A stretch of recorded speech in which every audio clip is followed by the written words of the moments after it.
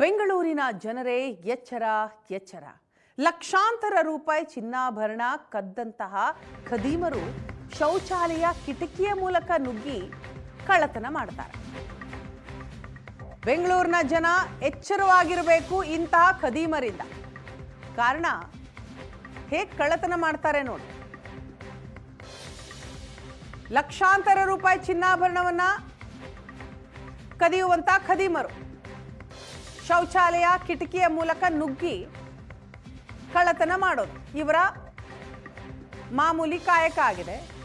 ನಗರತ್ಪೇಟೆಯ ಆರೂಮ್ ಜ್ಯುವೆಲರ್ಸ್ನ 5ನೇ ಫ್ಲೋರ್ನಲ್ಲಿ ಘಟನೆ ನಡೆದಿದೆ.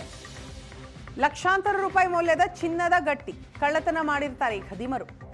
ಹಲಸೂರು ಗೇಟ್ ಪೊಲೀಸರು ಖತರ್ನಾಕ್ ಖದೀಮರನ್ನ ಕೊನೆಗೂ ಹೆಡೆಮುರಿ ಕಟ್ಟಿದ್ದಾರೆ. ಪ್ರಕರಣ ದಾಖಲಿಸಿ ಸಿಸಿಟಿವಿ ಪರಿಶೀಲನೆ ಮಾಡ್ತಾರೆ ಪೊಲೀಸರು.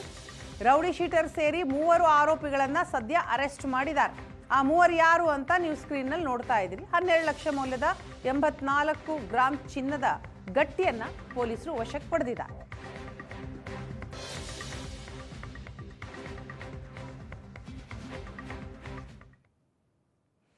ಇದು ಸಿನಿಮಾ ಕಥೆ ಮೀರಿಸುವಂತಹ ಖತರ್ನಾಕ್ ಸ್ಟೋರಿ. ಡೈಮಂಡ್ ಕಳ್ಳರ ಕಥೆ ಇದು. 3 ಖದೀಮರು, ಒಬ್ಬರಲ್ಲ ಇಬ್ಬರಲ್ಲ 3 ಖದೀಮರು ತಮಿಳುನಾಡು ಮೂಲದ ವ್ಯಾಪಾರಿಗೆ ಟೋಪಿ ಹಾಕಿದ್ದಾರೆ. ಏಷ್ಯಾನೆಟ್ ಸುವರ್ಣ ನ್ಯೂಸ್ನಲ್ಲಿ ಆರೋಪಿಗಳ ಖತರ್ನಾಕ್ ಪ್ಲಾನ್ ಬಯಲಾಗಿದೆ. ಮಾಸ್ಟರ್ ಮೈಂಡ್ ಆರೋಪಿ ಪ್ರಜ್ವಲ್ ಈ ಕಳ್ಳತನಕ್ಕೆ ಪ್ಲಾನ್ ಮಾಡ್ತಾ ಇದ್ದ. ತಮಿಳುನಾಡು ವಜ್ರದ ವ್ಯಾಪಾರಿ ಭಾಸ್ಕರ್ ರಾಜೇಂದ್ರ ಪರಿಚಯ ಮಾಡಿಕೊಂಡಿದ್ದ.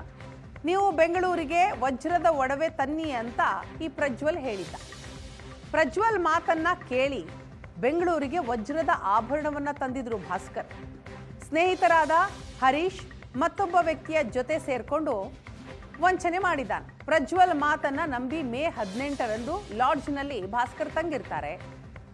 ವಜ್ರದ ಒಡವೆ ಮಾರೋದಿಕ್ಕೆ ಬೆಂಗಳೂರಿನ ನಗರತ್ಪೇಟೆಗೆ ಬಂದಿರ್ತಾರೆ ಈ ಭಾಸ್ಕರ್. ನಂತರ ಮೈಸೂರು ಬ್ಯಾಂಕ್ ಬಳಿ ಆಟೋ ನಿಲ್ಲಿಸಿರ್ತಾರೆ ಆರೋಪಿಗಳು. ಹರೀಶ್ ಎಂಬ ವ್ಯಕ್ತಿ ವಜ್ರದ ಫೋಟೋ ತೆಗೆದುಕೊಳ್ಳೋದಿಕ್ಕೆ ಕೇಳ್ತಾನೆ. ವಜ್ರದ ಆಭರಣ ಪಡೆದು ಅಲ್ಲಿ ಓಡೋಕೆ ಶುರು ಮಾಡಿದ್ದ ಹರೀಶ್ ನಂತರ ಆತನನ್ನ ಹಿಡಿಯುವ ರೀತಿಯಲ್ಲಿ ಓಡಿದ್ದ ಆರೋಪಿ ಪ್ರಜ್ವಲ್.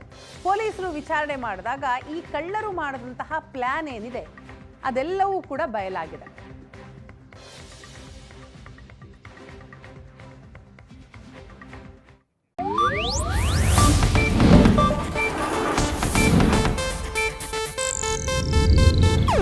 ಇದು ಏಷ್ಯಾನೆಟ್ ನ್ಯೂಸ್ ನೆಟ್ವರ್ಕ್ ಪ್ರಸ್ತುತಿ.